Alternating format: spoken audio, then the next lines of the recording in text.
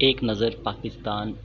امریکہ اور چین سے تعلقات میں توازن پر۔ السلام علیکم دوستو، میں ہوں محمد مزمل اور آپ دیکھ رہے ہیں آپ کی آواز مزمل میر کی یوٹیوب چینل۔ تو ویورز، جیسا کہ چین امریکہ تعلقات میں ابتری کے اثرات جنوبی ایشیا پر منڈلانا شروع ہو چکے ہیں، پاکستان کو پھونک پھونک کر قدم رکھنے کی ضرورت ہوگی۔ چین اور امریکہ تعلقات کی کشیدہ نوعیت اور بھارت سے امریکہ کی گہری ہوتی اسٹریٹجک پارٹنرشپ پاکستان کو انسیکیور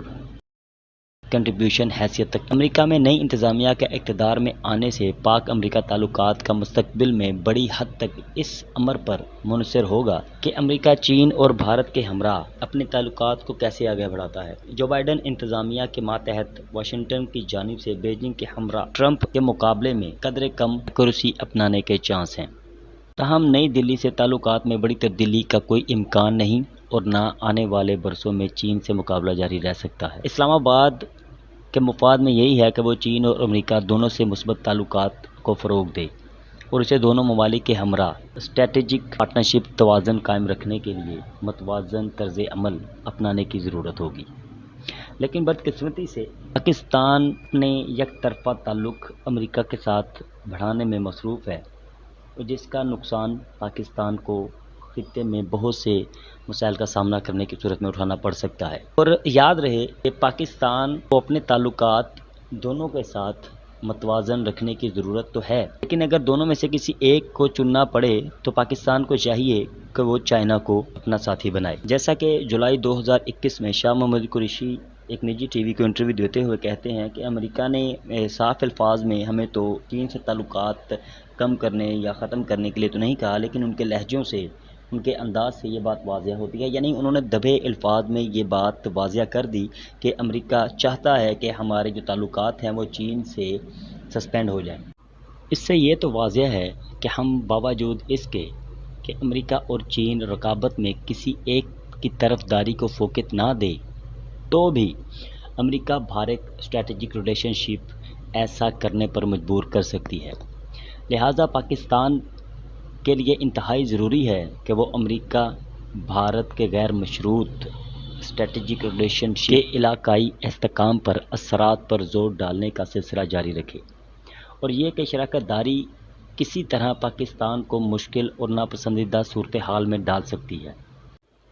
ایسا دکھائی دیتا ہے کہ بھارت جذباتی ہو کر ان تعلقات میں اپنی سمت کا فیصلہ کر چکا ہے، لیکن گراؤنڈ ریالٹی کچھ اور ہی بتاتی ہے۔ بھارت کا امریکہ کے ساتھ مختلف معاہدوں پر سائن ہوئے، جس کے اندر انہیں جدید اسلحہ بھی فراہم کیا جائے گا، اور ان کے مشترکہ دشمن جو ہیں ان کے ساتھ مقابلے کے لیے تیاری جاری ہے کہ کسی طریقے سے چین کو میدان سے ہٹا دیا جائے، اسے کمزور کر دیا جائے، اس کی معاشیت تباہ کر دی جائے اور اسے مختلف محاذوں پر بزی رکھا جائے تاکہ معاشری سپر پاور بننے کا بھوت چین کے سر سے اتر جائے۔ تاہم اس کے باوجود بھارت اپنے شمالی پڑوسی پر تجارتی انحصار کے سبب اس سے خود کو علیحدہ کرنے کے قابل نہیں ہے۔ حتیٰ کہ غیر حل شدہ لداخ تنازع، سوشل میڈیا پر چینی مصنوعات کے بائیکاٹ کی مہمات کے زور پکڑنے کے باوجود چین 21% درآمدات کے ساتھ بھارت کا سب سے بڑا درآمدی شراکت دار کے طور پر برقرار ہے۔ مقامی مصنوعات کی جگہ دینے کے لیے چینی مصنوعات کا بائیکاٹ بھی بھارتی معیشت کو نقصان پہنچائے گا، لہذا چین سے مکمل قطع طلقی بھارت کے لیے قابل عمل صورت دکھائی نہیں دیتی، اور بھارت اس قابل نہیں کہ وہ چین سے رابطے کے تمام پلوں کو جلا دے، اور یوں وہ بھی عسکری تصادم سے بچنا چاہے گا۔ اس کے برعکس بھارت عسکری ہتھیار پاکستان کے خلاف نصب کیے جا سکتے ہیں، اور پاکستان کو یہ تشویش ہے کہ نئی دلی اپنے نئے ہتھیار کا رخ چین کے بجائے پاکستان کی جانب کر سکتا ہے۔ چونکہ پاکستان بھارت کے رد عمل میں اپنے ہتھیاروں کو جدید اور نئے تیار کرتا ہے، تو اس سے